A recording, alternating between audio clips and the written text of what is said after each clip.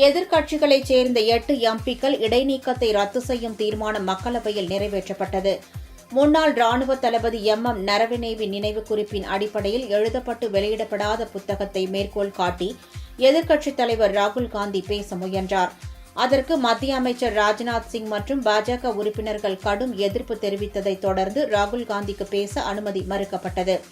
இதற்கு எதிர்ப்பு தெரிவித்து மக்களவை தலைமைச் செயலரின் மேஜை மீது ஏற முயன்றதுடன் காகிதங்களை கிழித்து அவைத் தலைவர் இருக்கையை நோக்கி வீசிய காங்கிரஸ் எம்பிக்கள் மாணிக்கம் தாக்கூர், குர்ஜித் சிங் அஜ்லா, ஹிபி ஈடன், சி. கிரண்குமார் ரெட்டி, அம்ரீந்தர் சிங் வாரிங், பிரசாந்த் படோல், டின் குரியகோஸ் மற்றும் மார்க்சிஸ்ட் கம்யூனிஸ்ட் எம்பி சு. வெங்கடேசன் ஆகியோர் கூட்டத்தொடர் முழுவதும் அவை நடவடிக்கைகளிலிருந்து இடைநீக்கம் செய்யப்படுவதாக மக்களவைத் தலைவர் ஓம் பிர்லா அறிவித்திருந்தார். இதனிடையே அவைத் தலைவர் ஓம் பிர்லா தலைமையில் திங்கட்கிழமை அனைத்துக் கட்சிக் கூட்டம் நடைபெற்றது.